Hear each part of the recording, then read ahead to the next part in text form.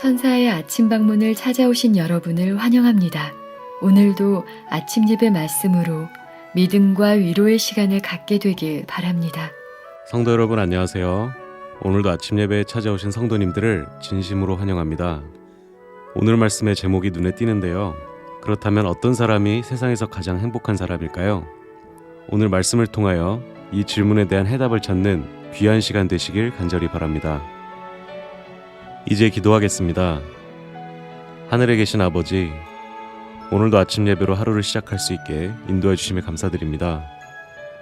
새로운 생명이 살아나고 성장하는 것처럼 저희의 영혼이 말씀으로 생명을 얻고 성장하여 주님과 더욱 가까워지고 주님과 닮아가면서 더욱 충만하게 하루를 살아갈 수 있게 인도해 주시옵소서.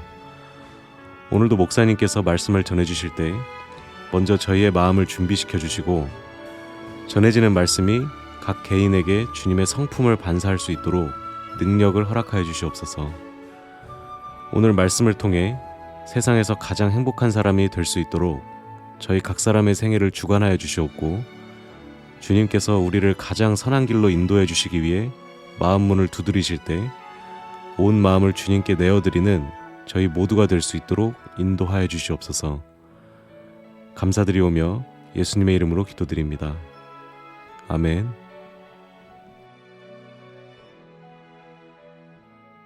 안녕하십니까?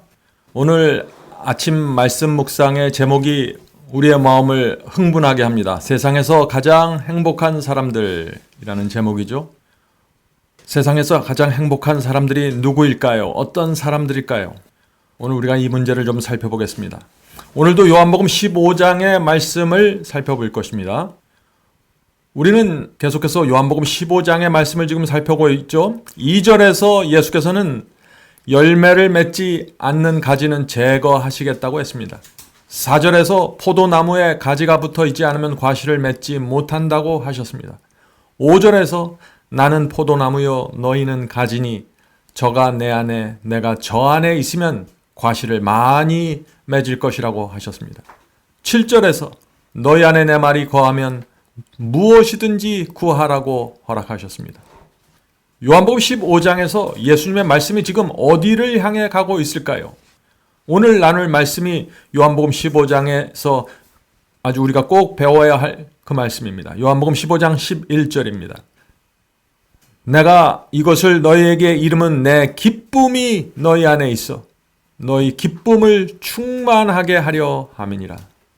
예수께서는 이 11절에서 기쁨을 말씀하시기 위해서 지금 포도나무에 가지가 붙어 있어야 된다고 말한 것입니다. 포도나무의 기쁨이 가지로 흘러 들어간다는 것입니다. 내가 저 안에 저가 내 안에 거하면 그리스도의 충만한 기쁨이 내 안에 흘러 들어오게 된다는 것입니다. 왜 그럴까요?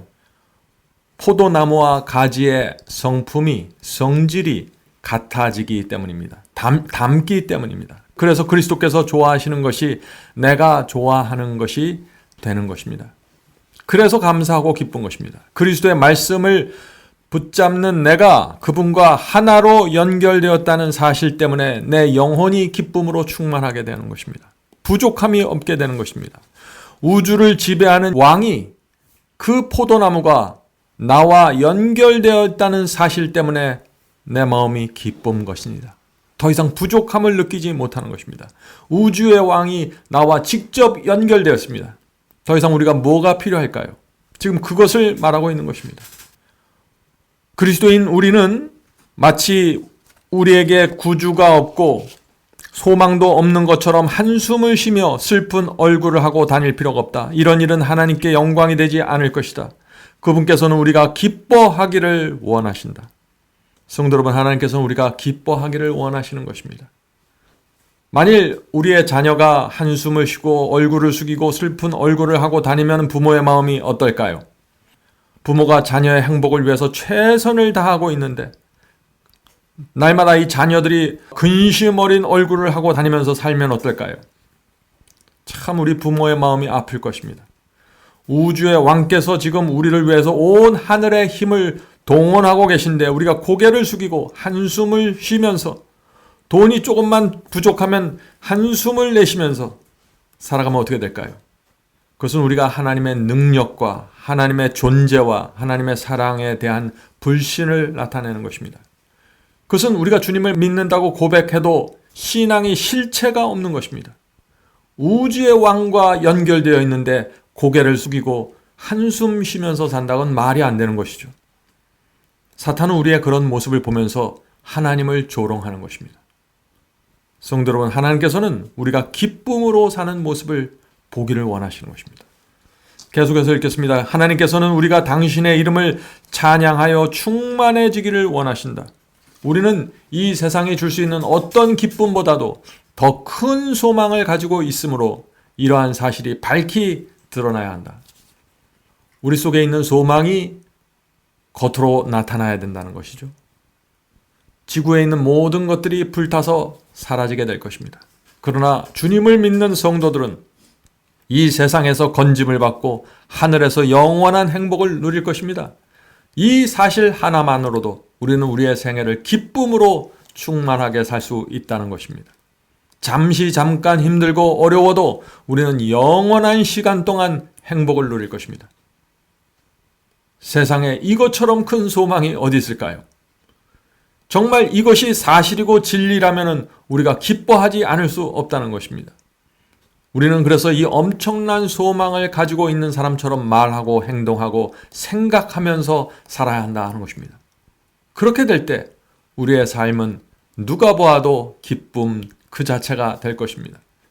성도 여러분, 우리가 하나님을 섬기면서 기쁨과 감사로 살 때 사탄이 우리 근처에 오지도 못합니다. 우리 마음에 하나님께 대한 기쁨과 감사가 있는데 사탄이 와서 무슨 유혹을 하겠어요? 유혹을 한다고 한들 그것이 어떤 힘을 발휘하겠습니까? 감사와 기쁨으로 채워진 마음은 사탄이 건드릴 수도 없는 마음입니다. 계속해서 읽겠습니다. 왜 우리의 기쁨이 충만하지 않는가? 아무것도 부족하지 않는데 왜 충만하지 않는가? 우리는 예수께서 우리의 구주이시며 우리는 그분께 마음대로 나갈 수 있다는 보증을 갖고 있다. 참 이상하죠. 우리가 하나님을 믿는데 기쁨이 충만하지 않는 건 너무나 이상하다는 것입니다. 가지가 포도나무에 붙어 있기만 하면 걱정할 것이 아무것도 없는데 포도나무에서 그 뿌리로부터 모든 것을 빨아들여서 가지로 충분히 공급해 주는데 가지가 불안해서 염려하고 초조한다는 것은 말이 안 된다는 것이죠. 가지가 포도나무에 붙어 있으면 세상에 두려워할 것이 없다는 것입니다. 하나님께서 모든 것을 책임지시겠다고 약속하셨기 때문에 그런 것입니다. 붙어 있기 때문에 책임질 수 있는 것입니다. 그래서 원하는 것은 무엇이든지 구하라는 것입니다. 줄기로부터 자연스럽게 흘러들어간다는 것이죠. 날마다 필요한 것들이 포도나무로부터 가지로 공급되고 있지 않습니까? 필요할 때마다 우주의 왕 앞으로 나가서 우리가 요청할 수 있는 것입니다. 우리가 하늘 가는데 필요한 열매를 맺는데 필요한 모든 것들이 포도나무로부터 공급되고 있다는 것입니다. 그러므로 감사하라는 것입니다. 근심 걱정하지 말라는 것입니다.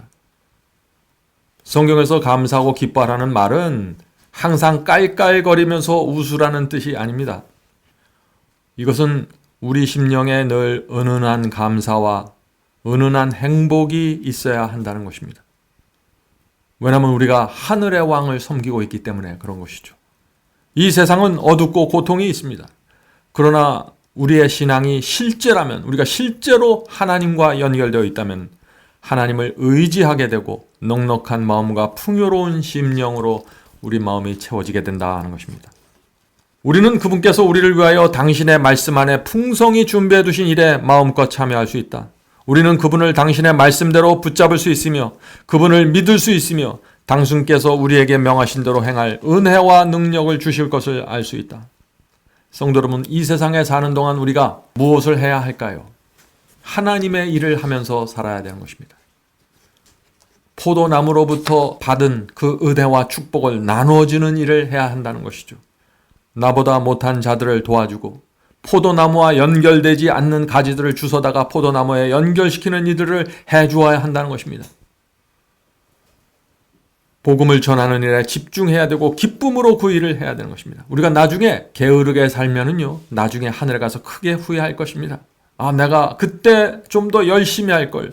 내가 그때 조금 더 하나님을 의지할 걸. 내가 왜 그때 그렇게 염려하고 얼굴에 근심을 가지고 살았을까? 내가 왜 그때 더 많이 복음을 전하지 않았을까 하는 이런 수많은 후회들을 하게 된다 하는 것입니다. 계속해서 읽겠습니다. 끊임없이 우리는 그분의 임재의 기쁨을 갈망한다. 우리가 온종일 무릎을 꿇고 기도할 필요는 없지만 길을 갈 때나 매일의 일상적인 업무를 수행할 때 끊임없이 그분의 은혜를 구해야 할 것이다. 성도 여러분, 이 기쁨은 저절로 생기는 것이 아닙니다. 우리 마음에 그리스도의 임재가 있어야만 기쁨이 흘러나오게 되는 것입니다. 그래서 그리스도의 임재를 우리는 간구하는 것입니다. 특별히 유혹이 느껴지고 마음에 시험이 들어오려고 할 때 그리스도의 임재를 초청해야 되는 것입니다. 마음의 은혜가 끊어지지 않게 조심해야 하는 것입니다. 우리는 끊임없이 마음이 그리스도께로 향하여 올라가도록 노력해야 할 것이다. 그러면 그분께서는 당신의 은혜를 값없이 우리에게 나누어 주실 것이다. 성도 여러분, 끊임없이 하늘을 보려고 하고 끊임없이 주님께 가까이 가려고 우리가 노력하면서 살 때 주께서 우리의 모든 필요를 채워주시고 은혜를 베풀어 주시는 것입니다. 우리가 원해야만 포도나무의 은혜가 가지로 흘러 들어오게 된다는 것입니다. 그리스도의 기쁨은 순결하고 섞인 것이 없는 기쁨이었다. 그것은 공허한 말이나 경박한 행동을 유발하는 천박한 환락이 아니다. 우리는 그분의 기쁨을 소유해야 한다. 그분의 가장 큰 기쁨은 사람들이 진리를 순종하는 것을 보는 것이다. 그리스도의 가장 큰 기쁨이 무엇이라고 했습니까? 저와 여러분이 진리에 순종하는 것을 보는 것입니다. 다른 사람들이 모두 무시하는 진리를 우리가 순종할 때 주께서 우리를 귀하게 보시는 것입니다. 다른 사람들은 모두 사탄의 편을 서 있는데 환난과 핍박과 어려움을 무릅쓰고 그리스도의 편에 선다면 그것이 하나님의 마음에 큰 기쁨과 감동을 준다는 것입니다. 주께서는 우리와 동행하기를 원하십니다. 동행이 무엇입니까? 동행. 두 사람이 나란히 가는 것을 동행이라고 하죠. 동행이란 주께서 동으로 가기 원하실 때 나도 동으로 가기 원하는 것입니다. 두 마음이 서로 충돌하지 않고 같은 마음으로 길을 걸어가는 것이 동행입니다. 주께서 주시는 진리의 말씀에 순종하는 것이 동행입니다. 억지로 따라가는 것이 아니라 기쁨으로 함께 가는 것이 동행입니다. 주께서 그것을 기뻐하신다 하는 것입니다. 계속 읽겠습니다. 다음과 같은 말로 하나님께 단언하라. 내가 전적으로 굴복합니다. 나를 온전히 당신께 바칩니다. 그런 후에 기뻐하라. 말씀이 그대 안에 있어서 품성을 순결하고 깨끗하게 할 것이다. 성도 여러분, 여기 중요한 공식이 나옵니다. 영적인 법칙입니다. 먼저 무엇을 해야 된다고 했습니까? 먼저 굴복해야 한다고 했습니다. 우리 마음이 하나님의 말씀에 굴복해야 합니다. 하나님 말씀에 굴복하지 않고 따라가지 않으면 아무것도 일어나진 않습니다. 성령께서 양심 속에서 호소하실 때 굴복해야 합니다. 그리고 굴복하면 우리 영혼 속에 기쁨이 찾아온다는 것입니다. 기쁨은 굴복의 결과입니다. 하나님께 굴복하고 내 영혼이 기쁨으로 채워지면 그때 하나님의 말씀이 우리 성품을 순결하게 하고 깨끗하게 하는 것입니다. 성도 여러분, 이 영적인 경험의 순서는 분명합니다. 굴복이 먼저입니다. 그리고 굴복하는 영혼들에게 기쁨의 정신이 나타나게 됩니다. 그럴 때 그 마음이 정결하게 된다는 것입니다. 이 세 가지가 순서대로 이루어지는 것이 의의 경험입니다. 오늘 많은 사람들이 주님께 굴복하지 않으면서 순종하지 않으면서 기뻐하려고 노력합니다. 그래서 이런 음악 저런 악기들을 동원해서 기뻐하려고 노력하죠. 내 생애와 마음속에 굴복의 경험이 없는데도 말이죠. 그런 사람들은 사탄의 미혹 가운데 들어가게 될 것이고 그 영혼의 정결함과 마음이 깨끗하게 되는 순결해지는 경험으로 들어가지 못하게 될 것입니다. 감정적인 신앙에서 그냥 머무르고 그냥 거기서 사라지게 될 것입니다. 계속해서 읽겠습니다. 하나님께서는 당신의 자녀들이 걱정과 슬픔에 찬 얼굴을 하고 다니는 것을 원치 않으신다. 그분께서는 신의 성품에 참여하는 자들인 우리 각자에게서 당신의 사랑스러운 모습이 나타나기를 원하신다. 왜냐하면 우리는 세상의 부패에서 벗어날 능력이 있기 때문이다. 걱정과 슬픔에 찬 얼굴을 하지 않는 비결이 무엇입니까? 사랑스러운 모습으로 사는 비결이 무엇일까요? 그것은 우리가 앞에서 본 것처럼 하나님의 말씀에 굴복하고 굴복의 결과로 기쁨으로 우리의 마음이 채워지고 그런 마음 속에서 정결함이, 순결함이 이루어지는 이 경험을 하면서 사는 것입니다. 그것이 사랑스러운 모습으로 사는 것입니다. 저와 여러분이 이런 의의 경험을 갈망하면서 살 때 하나님께서 우리 곁에 하늘의 능력을 보내주셔서 이렇게 저렇게 도와주시면서 우리의 생애를 끌어가신다는 것입니다. 계속 읽겠습니다. 그리스도께서 죽으셨기 때문에 우리는 고아의 무리처럼 버림을 받지 않는다. 우리는 계속해서 승리를 얻을 수 있으며 이 세상에서 가장 행복한 사람이 될 수 있다. 성도 여러분, 승리해야 행복해질 수 있는 것입니다. 우리의 궁극적인 목적은, 하나님의 궁극적인 목적은 우리를 승리하는 사람으로 이끌어가는 것입니다. 하나님께서 우리를 구원하기 위하여 십자가를 내주셨습니다. 그리스도께서 거기에 달려 돌아가셨습니다. 하나님의 사랑입니다. 그래서 이 하나님께서는 우리를 고아처럼 이 세상에 내버려 둘 수 없는 것입니다. 왜냐하면 우리를 위해서 당신의 아들을 내주셨기 때문입니다. 성도 여러분, 오늘도 우리를 향한 하나님의 최선을 믿고 신뢰하시기 바랍니다. 하나님의 목적은 어떤 상황 속에서도 우리를 하늘로 데려가는 데 맞춰져 있습니다. 우리를 이 땅에서 불행하게 만들어서 하늘로 데려가는 것이 아닙니다. 비록 길이 좁고 험할지라도 행복하고 은은한 풍요로움 가운데서 우리를 하늘로 데려가시는 것입니다. 오늘도 그런 길을 걷게 되기를 간절히 바랍니다. 이제 기도하고 마치겠습니다. 하늘에 계신 아버지, 저희의 마음속에 기쁨으로 충만하게 되기를 원합니다. 하나님의 말씀에 순종하고 굴복하도록 도와주시옵소서. 그래서 저희 마음속에 있는 모든 죄책감과 정죄를 느끼는 느낌이 완전히 사라지고 해방될 수 있도록 도와주시옵소서. 그것이 우리에게 큰 기쁨이 된다는 사실을 저희가 압니다. 주여 도와주시고 순종의 길로 인도해 주셔서 우리의 마음과 영혼이 순결해지고 깨끗해질 수 있도록 도와주시옵소서. 그것이 가장 행복하게 사는 비결임을 저희가 압니다. 주여, 온 우주의 왕이신 하나님을 섬긴다는 그 기쁨이 저희의 마음을 늘 채우고 저희의 생애를 이끌어가는 원동력이 되게 도와주시옵소서. 오늘 이 시간에 주 앞에 나와 기도하는 영혼들에게 함께하여 주시고 그 마음의 번뇌와 근심에서 해방시켜 주시고 정말 말할 수 없는 보상과 행복이, 영원한 삶이 우리 앞에 놓여 있다는 사실을 잊지 않도록 도와주시옵소서. 하늘에 계신 아버지, 몸이 아프고 마음이 아픈 영혼들 위로해 주시고 치유하여 주시옵소서.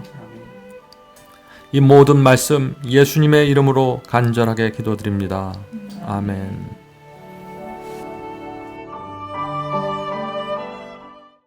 성도 여러분, 마지막 사명에서는 아침 예배 채널을 유튜브에서 별도로 운영하고 있습니다.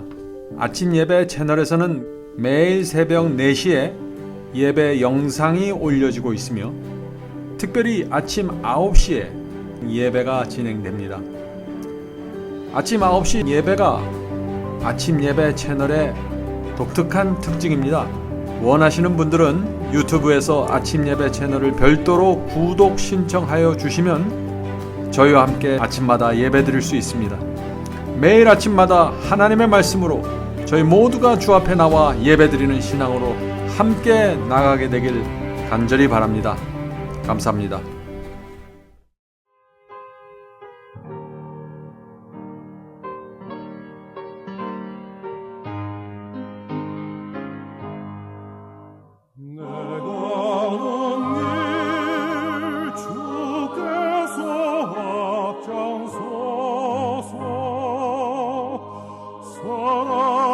손길로 '내